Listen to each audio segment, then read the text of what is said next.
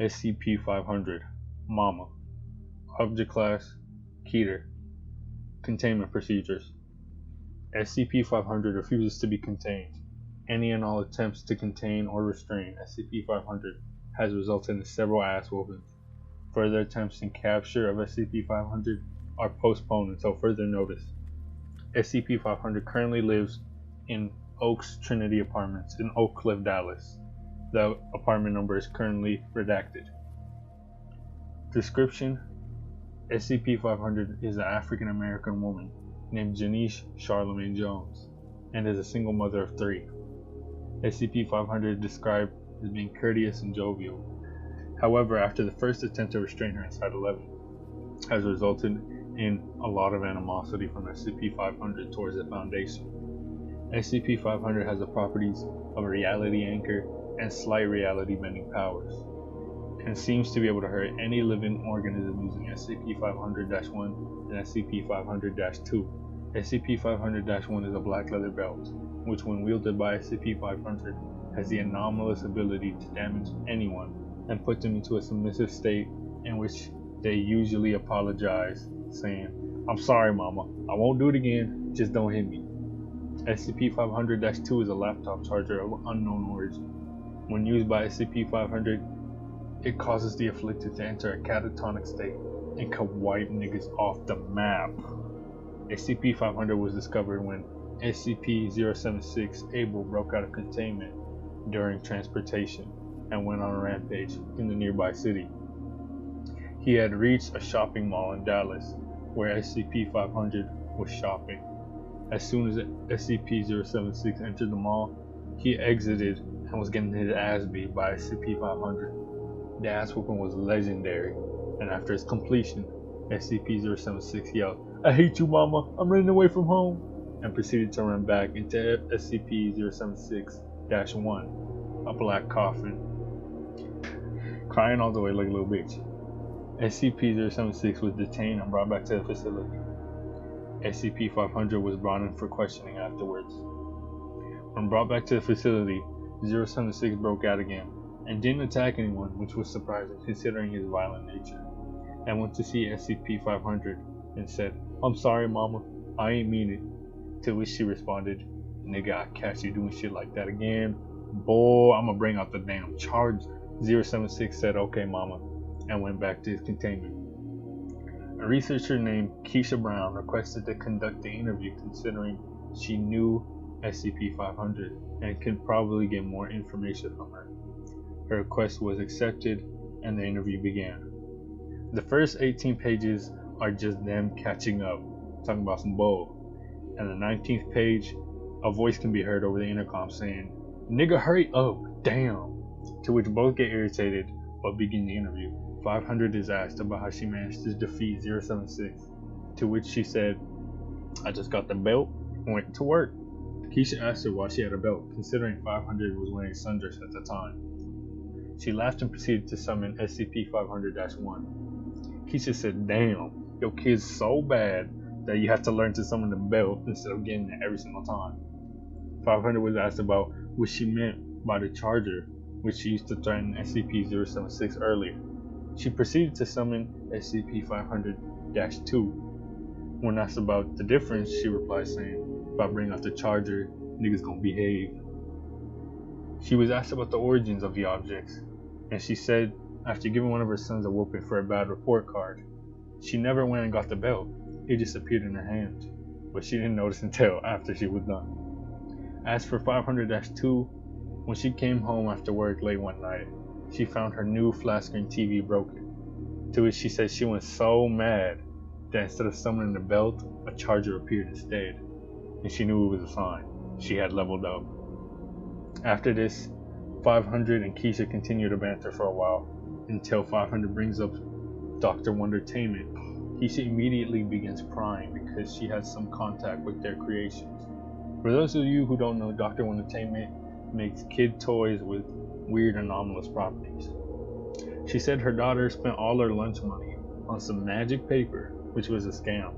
And she said, "Remember, girl, I gave you those stacks for your printer." And Keisha recalls discovering SCP-445 super paper which she got from 500. The reason the paper could have not worked is possibly because SCP-500 is a reality anchor and can cancel out most, if not all, anomalous abilities. She is asked if she knows any other SCPs, to which she replies, "No, nigga," and the interview ends. There's only one containment breach today, and that's because they never got her back into containment. Right after the interview, Keisha and 500 hug, dap each other up, and head their separate ways. While heading out, 500 is approached by 2 armed guards and the site director, Dr. Bright. She's told she cannot leave and must remain in the facility until further notice due to her anomalous properties, and not to worry because they'll take care of her kids in her absence. She replies saying, "Nigga, get the hell out my way, and don't y'all dare touch my babies." The guards and Dr. Bright both reported feelings of terror and horror, but regardless tried to subdue her. All 3 of them got their asses whooped like it was bad. Nasty. SCP-500 then begins chopping outside and disappears. The MTF squad sent to retrieve her kids all got their asses beat and were sent back crying like little bitches. The Foundation, realizing SCP-500 could be a very valuable asset to their ranks, decide to establish contact with her again. They sent 2 agents to her house, who are threatened with an ass whooping to remember, this stuff of nightmares. They both back down and say that they just want to talk, and offer her an expunged amount of money. Her attitude quickly changes and she invites them inside. The Foundation currently has a contract with her, which is a good deal for SCP-500, but not so much for the Foundation. Essentially, she works when she wants and if she wants, for a lot of money. But considering her power level, she is still a very valuable asset to the Foundation. The Foundation considered trying to contain her again after the first containment breach, but every SCP known to man, including a few future-seeing SCPs, all told them, "Y'all niggas best not touch momma," which convinced them it was unnecessary to contain her. Here we have a few logs of her working for the Foundation. The O5s were very impressed after watching a video feed of her effortlessly whooping SCP-076's ass, and decided to have her guard one of the O5s on their way to see SCP-001 for some testing. When she saw SCP-001, the Guardian, she waved at it, and it waved back. She then disappeared and reappeared next to the Guardian. Both of them seemed to engage in conversation for a few minutes, after which the Guardian shrunk down to her size, gave her a hug, and went back to normal. SCP then reappeared back at base camp. Later, when the O5 overseeing the test asked what they were talking about and how she knows the Guardian, she said, "Mind your own damn business." The O5 didn't press any further for fear of an ass whooping. After this log, it's confirmed that SCP-500 has some sort of teleportation ability, and that the SCP Foundation need to mind their own damn business on who I talk to. You might be wondering why the last line was in the first person. In Addendum 03, it says that they don't know how the last line appeared and that they can't delete it. It is speculated somehow SCP-500 wrote this warning.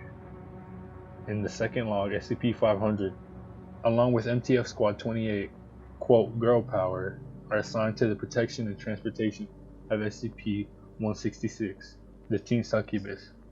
Due to several other groups, including the GOC, the Serpent's Hand, and a few cults, all want to either kidnap or kill 166 and various other SCPs at a site. They requested backup from SCP-500 because the site was under attack, and because of her teleportation ability, she could get there quickly and help. She said, "Hold up, let me pee real quick," and after 5 minutes appeared at the site with wet hands.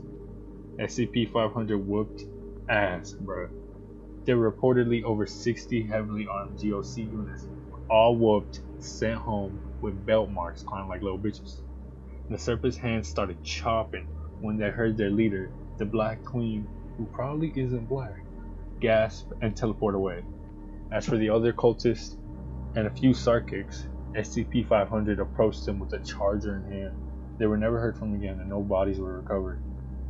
It was at this point when MTF Squad 28 had arrived, and they were told to take 166 to another site. Since with her roaming around, they couldn't send in any male Foundation members. whether it be D-Class or Overseers due to her nature. For those of you who don't know, whenever SCP-166 is seen by a male, most males try having intercourse with her immediately, often getting violent and unpredictable. She also can't wear much because every time she tries wearing anything, it causes her skin to blister and boil, which doesn't help her case. When they approached her unit, they saw 2 D-Class violently attacking 166 and stripping down. Needless to say, before anything could happen, SCP-500 went in and whooped ass. Those 2 couldn't move after the ass whooping. It was so bad, but like, ding! She then made SCP-166 put on some clothes, which somehow didn't damage any of her skin. They escorted her out and began driving to another site. SCP-500, who was driving, then made a detour, which caused some confusion. SCP-500 said, "Hold up, bruh. I gotta pick up my son after basketball practice." Despite protests and even threats of violence, they were all shut down after SCP-500 said, "Shut your ass up before I turn this car around," and saying, "Just wait till we get home." They told her that her son would probably fall under the effect of 166, and she simply said, "He knows better, and I raised him well." After picking up the son, nothing happened, and it was an awkward car ride to the site. At the very least, SCP-500's son got 166's Insta. The nigga kinda clean.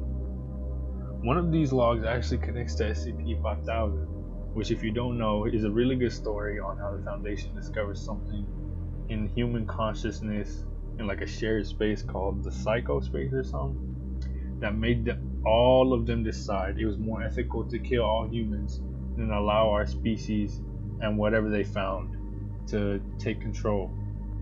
In the story, there are a lot of corrupted logs from the guy who experienced SCP-500, and the Foundation managed to restore one of these logs, which tells us what SCP-500 was up to. After the email that exposes the terrible discovery to all Foundation members finds its way to 500, she responds by saying, "Y'all niggas is overreacting. Chill, bruh. Killing everybody? Y'all so damn dramatic." And after the Foundation declared war on the world, she went and joined the GOC. SCP-5000 spotted her a few months later with her 3 kids and decided to follow her. She happened to go to SCP-001, the Guardian, once again. She then told him to step aside, which he did, and she went into the Garden of Eden with her kids, and later she came out a few minutes later by herself, summoned her charger once again, and disappeared. The log ends with him saying, "The Foundation in trouble, bruh." The Foundation has also discovered that SCP-500 isn't the same person in each universe. SCP-507, the reluctant dimension hopper, who can basically go to any dimension but he can't control when it happens or where he goes, said he went to an alternate reality where SCP-500 was Hispanic, and instead of a belt, she used a chancla. She still used a charger as her secondary, more powerful weapon, but it was an Android charger instead of a laptop charger. Though, through some more dimension hopping, the Foundation estimates roughly 60% of SCP-500 are black, 30% are Hispanic, 5% are Asian/subcontinent, and 5% are Arab. There have been no reports of white mamas whooping ass across any multiverse. I have one last log from SCP-500's kids in the future, where they're all adults. It appears a K5 end of the world scenario is occurring, and her kids are working as SCP Foundation personnel, though the rank and their positions are unknown. Her daughter Aisha says that the last chain of the Eater of Worlds has broken, and the nigga going off. And the Scarlet King is also like fucking shit up across the solar system and is almost arrived to Earth. She's getting demolished and things ain't looking so good.